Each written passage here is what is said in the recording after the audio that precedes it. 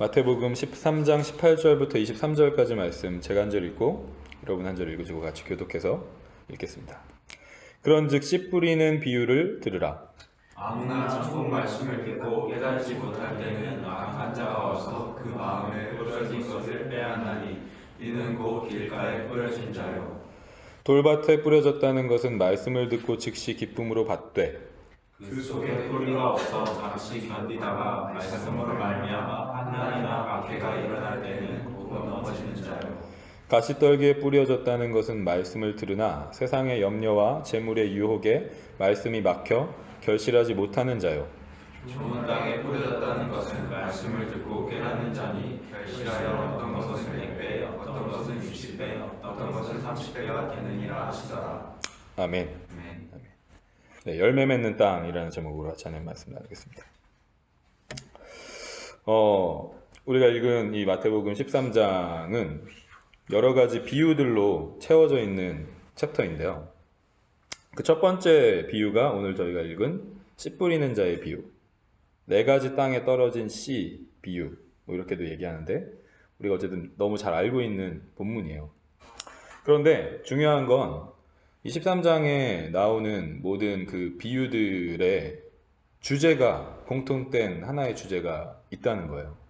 이 씨 뿌리는 자의 비유를 부터 시작해서 계속 이어지는 모든 비유들이 천국, 하나님의 나라 라는 주제를 가지고 예수님께서 비유로 말씀하시고 가르치시는 내용들이라는 거죠.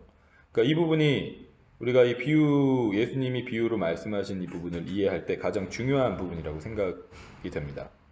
그렇다면 먼저 우리가 이 본문에 들어가기 전에 천국이라는 공간, 천국이라는 그 개념이 어떤 개념인가를 확실하게 우리가 짚고 가야 될 필요가 있다고 생각해요. 제가 그런 질문들을 많이 이렇게 받았던 것 같아요. 이렇게 사람들을 만나고 이렇게 하면서 저는 교회도 다니고요. 저는 예수님도 믿는 것 같고 신앙생활도 어느 정도 했는데 나중에 천국에 갈 수 있을지 확신이 없어요. 라는 어떤 그런 류의 고민들, 그런 질문들. 그런 얘기를 들을 때마다 제가 어떤 생각을 하냐면 우리가 신앙생활을 어릴 때부터 오랫동안 하고 계속해서 예수님을 믿고 하는 그런 가운데 가면서도 많은 경우에 그 천국이라는 개념을 잘 이해하지 못하고 우리가 신앙생활을 하는 경우가 많다라는 걸 많이 느껴요. 그런 질문을 받을 때마다. 이 성경에서 얘기하는 천국이라는 그 개념은 어떤 특정한 시간에 존재하는 어떤 공간을 얘기하는 거라기보다는 만약에 우리가 그렇게 이해를 하면 어떤 오해를 하게 되냐면 천국은 죽어서 가는 곳, 사후세계, 다른 어떤 그런 종교나 다른 전통들에도 있는 우리가 죽어서 어딘지 모르지만 있는 어떤 미지의 세계, 신비의 세계, 하늘나라, 죽어서 가는 곳, 그런 이해로 잘못된 오해를 할 수 있는 것 같아요. 그런데 성경에서 천국을 얘기할 때는 이 영어로 표현되는 그 천국, 하나님의 나라는 The Kingdom of God이라고 하잖아요. 그죠? 그러니까 이게 한국말로 더 정확하게 얘기한다면 하나님의 왕국인 거예요. 하나님의 왕국. 그러니까 이 하나님의 나라는 민주주의도 아니고 아니면 어떤 다른 뭐 공산주의, 사회주의도 아니고 킹덤인 거예요. 킹덤. 하나님이 다스리는 나라. 그러니까 다른 말로 하면 하나님이 왕으로 다스리는 곳이 천국인 거죠. 하나님의 나라인 거죠. 그래서 우리가 천국을 이해할 때는 반드시 하나님의 다스림, 하나님의 통치라는 걸 생각하고 이해했을 때 이 천국을 정확하게 이해할 수 있다는 것입니다. 그러니까 하나님의 나라는 누구인가? 방금도 얘기했지만 결국 하나님 자신이신데 우리 크리스찬들은 그 하나님을 어떻게 이해하냐면 삼위일체 하나님으로 이해하잖아요. 그래서 성부 하나님, 성자 하나님, 성령 하나님으로 이해를 하잖아요. 이 삼위일체 하나님이 우리의 왕이 되시는 곳이 천국이고 하나님의 나라인 거죠. 그리고 우리가 예수 그리스도라는 그 고백을 할 때도 그 그리스도라는 말에는 왕이라는 뜻이 들어있잖아요. 그러니까 이 예수 그리스도가 특별히 우리의 주인이 되시고 왕이 되시는 곳이 천국인 거예요. 이 예수 그리스도가 왕으로 다스리는 곳이 하나님의 나라인데 무엇으로 다스리느냐? 다스리시는 분은 하나님 예수 그리스도신데, 왕이신 예수 그리스도신데 무엇으로 다스리시느냐? 하나님의 말씀으로 다스리신다는 거죠. 하나님의 법으로. 모든 나라에는 법이 있듯이 하나님 나라에도 법이 있는데 그건 하나님의 말씀이라는 거예요. 우리가 성경 말씀. 근데 예수님께서 이 성경 말씀을, 이 성경에 있는 그 하나님의 말씀을 아주 명확하게 요약을 하신 부분이 있어요.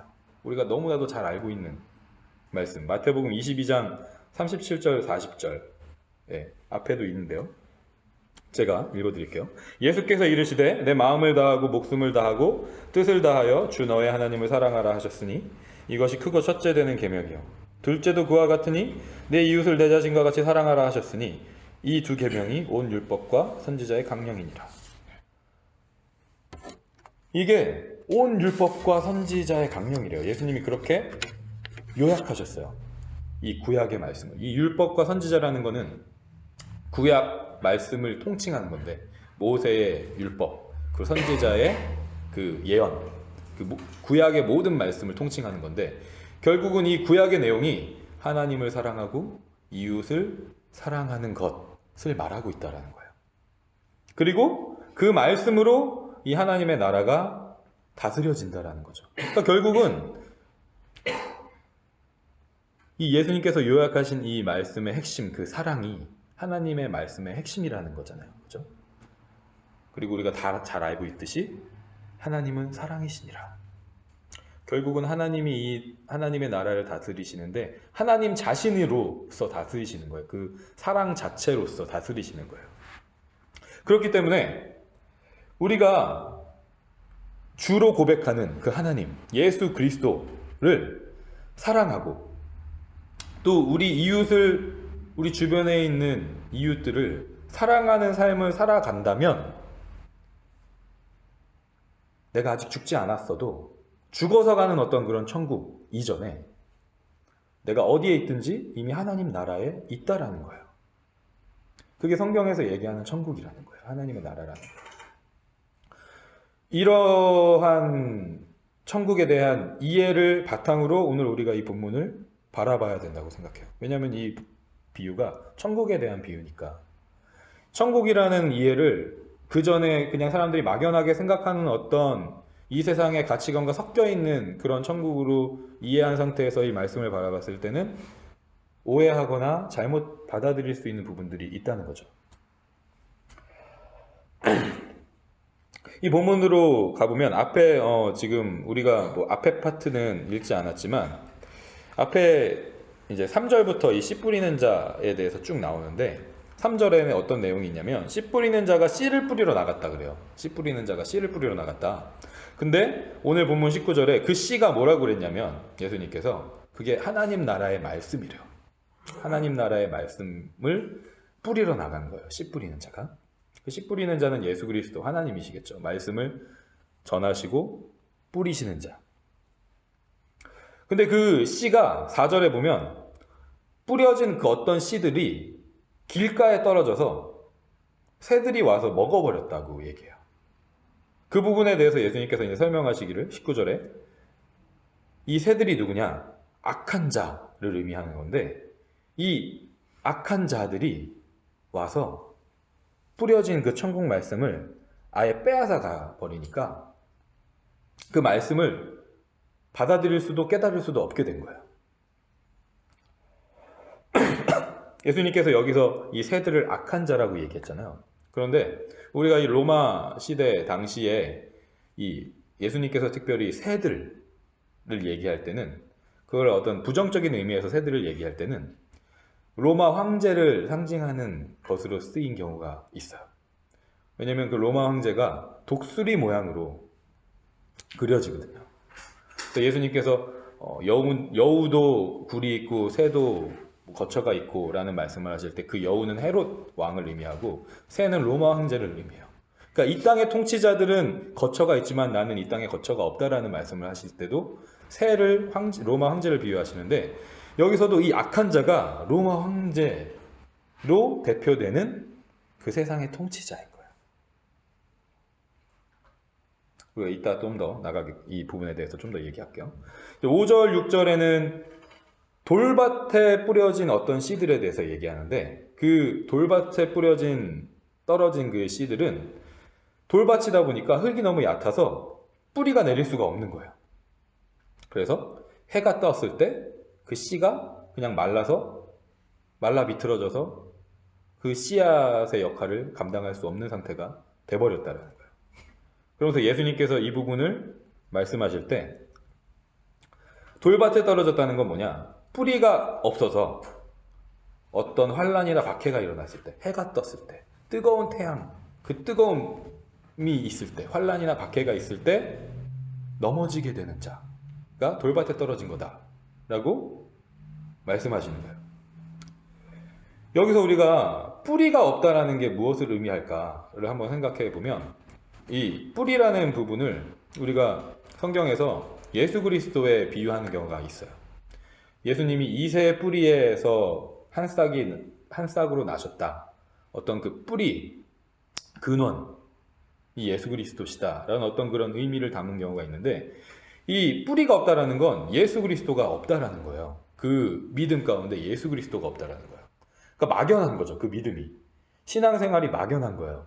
하나님의 말씀을 듣고 그 말씀을 어느 정도 어느 일정 기간 계속해서 들음에도 불구하고 그 뿌리가 없으니까 어떤 환란이나 박해가 왔을 때 넘어진다는 거죠.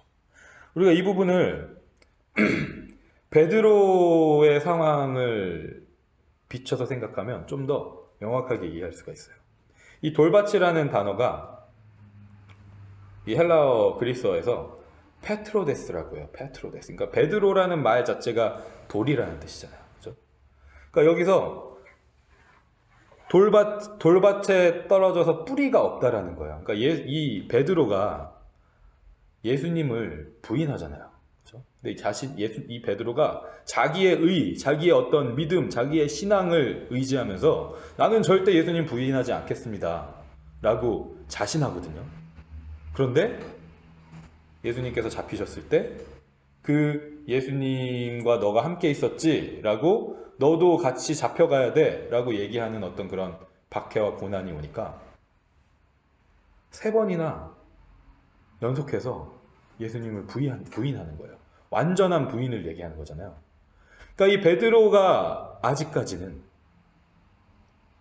자기의 의와 자기가 그동안 예수님을 3년 동안 따라다니면서 사람들에게 얻은 어떤 수제자라는 어떤 그런 타이틀과 이런 것들이 있었지만 그 뿌리가 없었던 거예요. 지금 정작 있어야 될 예수 그리스도가 이 베드로의 신앙 가운데 없었던 거예요. 그러니까 환란이나 박해가 왔을 때 넘어진 거죠. 예수님이 그것을 알고 계신 거고 오늘 이 말씀 가운데서도 이 돌밭에 뿌려진 그 씨, 뿌리가 내리지 못한 그 씨를 통해서 베드로의 그 개인적인 사건이 이 부분을 확증해 주는 거죠.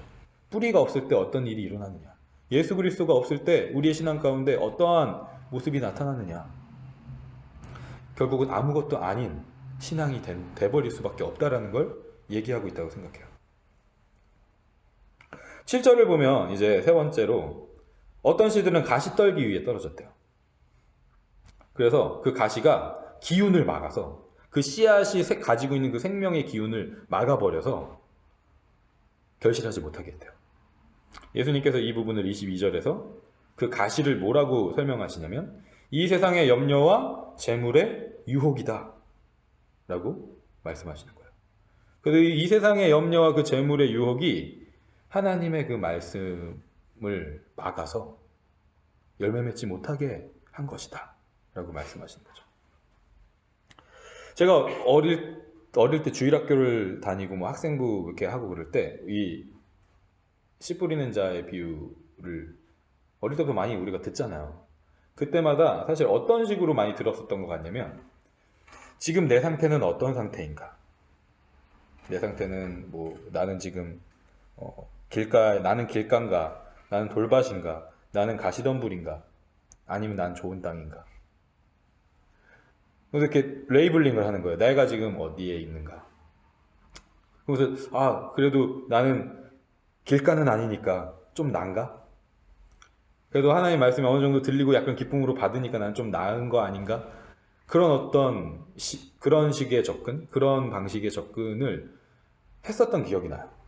그런데 사실 우리가 이 말씀 본문을 통해서 깨달을 수 있는 건 뭐냐면, 방금 우리가 본 이 세 가지 경우는 뭐가 더 낫고 뭐가 더 못하다는 걸 얘기하고 있는 게 아니에요. 뭐가 더 베러하고 뭐가 더 레스하다라는 걸 얘기하는 게 아니라, 결국 이 세 가지는 다 열매를 못 맺었다라는 거예요.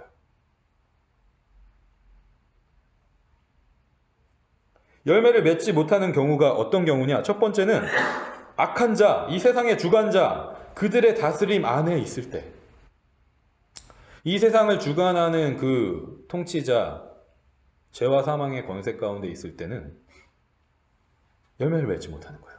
결코. 두 번째, 우리 신앙의 뿌리가 예수 그리스도가 아닐 때,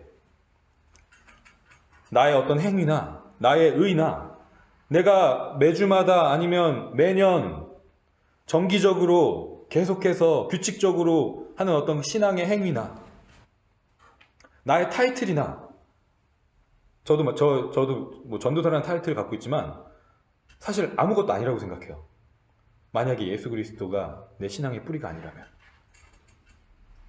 근데 그 신앙의 뿌리가 예수 그리스도가 아니라면 결코 그 열매를 맺을 수가 없는 거예요.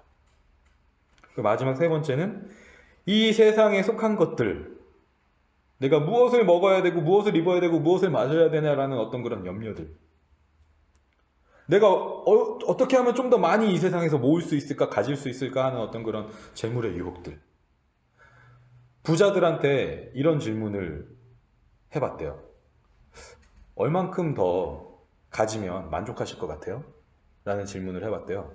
그랬더니 그 부자들이 하는 얘기가, 공통적으로 하는 얘기가 뭐냐면, 조금만 더. 조금만 더래요. 조금만 더. 그러니까 그 재물을 더 가지고자 하는 그 욕망은 끝이 없다라는 거예요.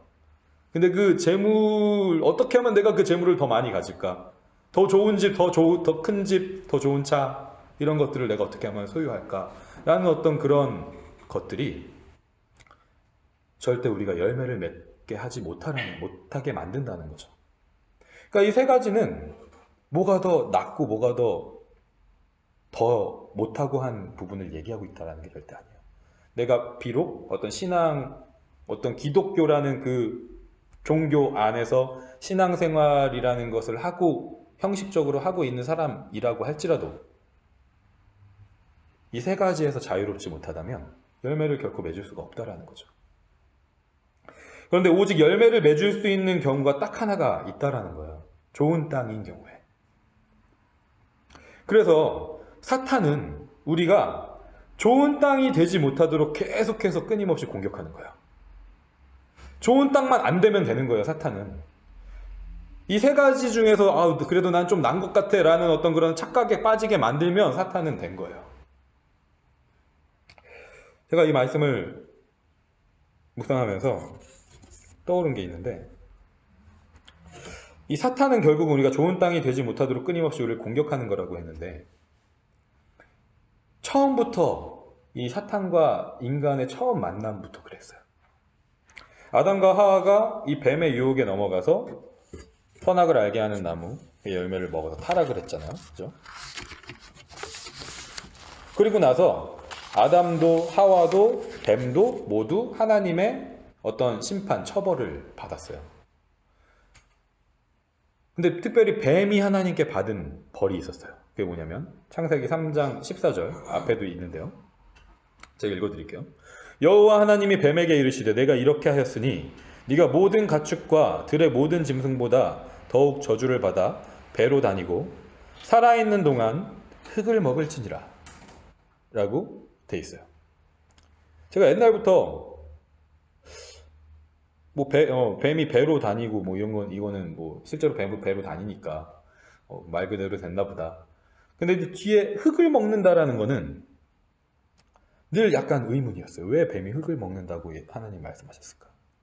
물론 이게 여러 가지 해석이 있을 수도 있지만 제가 묵상하면서 깨달아 잡는 건 뭐냐면 여러분 이 흙은 사람이거든요. 사람을 흙으로 만들었어요. 하나님께서 사람을 흙으로 만드실 때 아무것도 아닌 흙이었는데 그 흙에다가 생기를 불어 넣었을 때 사람이 된 거야. 그러니까 흙 플러스 하나님의 생기는 사람이에요. 그래서 그때부터는 흙이라고 부르지 않고 아담이라고 불렀어요. 아담이라는 말 자체도 흙이라는 그런 뜻을 담고 있는 사람, 생명을 가진 이제 존재가 되는 건데 흙 자체만은 생기가 없는 상태인 거예요. 하나님께서 불어넣어 주신 그 생기가 없는 상태인 거예요. 그러니까 이 사탄은 흙을 먹는다 그랬는데 그건 무슨 말이냐? 하나님의 생기가 없는 사람, 하나님과의 관계가 끊어진 사람을 먹는 거예요. 이 먹는다는 건 완전히 파멸시킨다라는 거거든요. 완전히 소화시켜서 파멸시킨다라는 얘기예요. 그러니까 이 사탄의 목적은 하나님과 관계가 끊어진 흙을, 사람을 먹는 거, 파멸시키는 거라는 거죠. 그러니까 사탄의 목적은 하나님과 관계가 멀어진 그 인간, 그 사람이 그 관계가 다시 회복되지 못하도록 계속해서 공격하는 거예요. 유혹하는 거예요. 좋은 땅이라는 건 하나님의 생기가 있는 땅이겠죠. 그러면 하나님과의 관계가 풍성한 땅, 사람. 처음에 하나님께서 만드신 그 형상대로 흙에 생기를 불어서 하나님의 형상대로 사람을 만드셨는데 그 상태가 좋은 땅이겠죠. 하나님의 생기가 있는 흙, 하나님의 생기가 있는 땅. 그런데 사탄은 그 관계를 이루지 못하도록 선악과를 먹어. 하나님처럼 될 거야. 라는 그 유혹부터 시작해서 계속해서 그 좋은 땅이 되지 못하도록 끊임없이 우리를 공격하는 거야.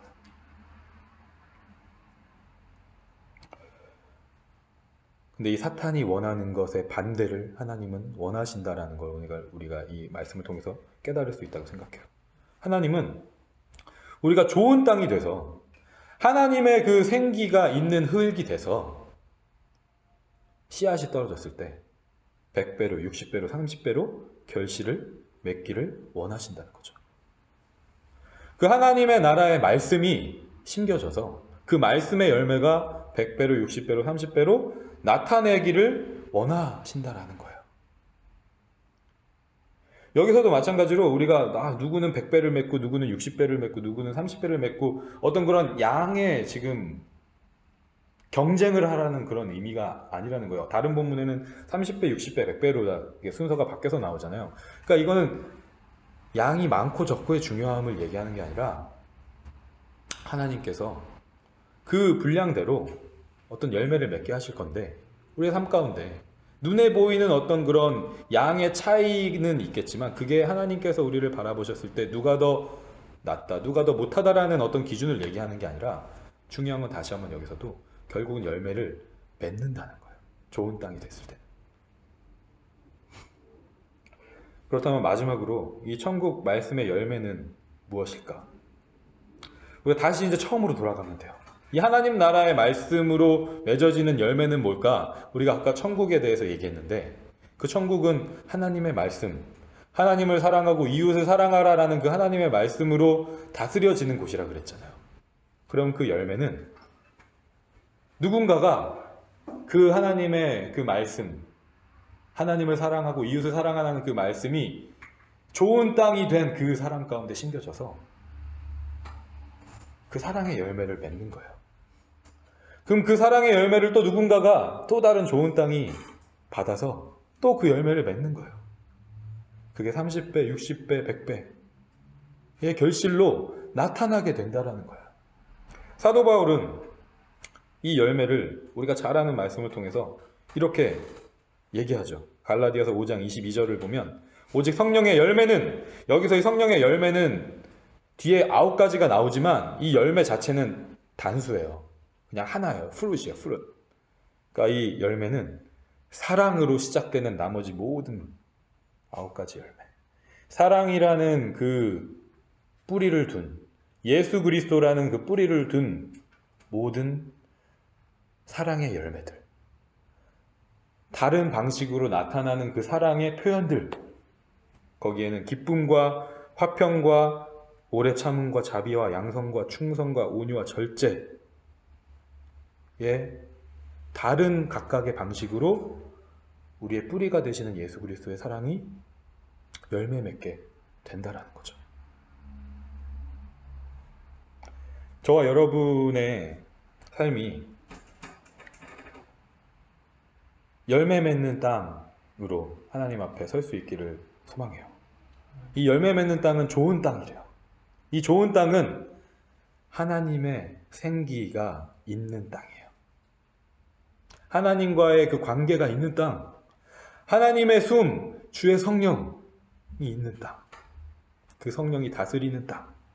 저와 여러분이 그런 땅이 되어서 우리가 각자가 있는 교회에서 우리가 또 이 액츠 그 모임은 결국은 우리 각자의 자리에서 각자가 속한 교회와 또 각자가 속한 직장과 특별히 이 땅 밴쿠버에 우리가 살아가는데 이 밴쿠버 땅이 여러 가지로 어지럽고 왜곡된 신앙들의 모습들을 우리가 발견할 수 있는 곳이기도 하잖아요.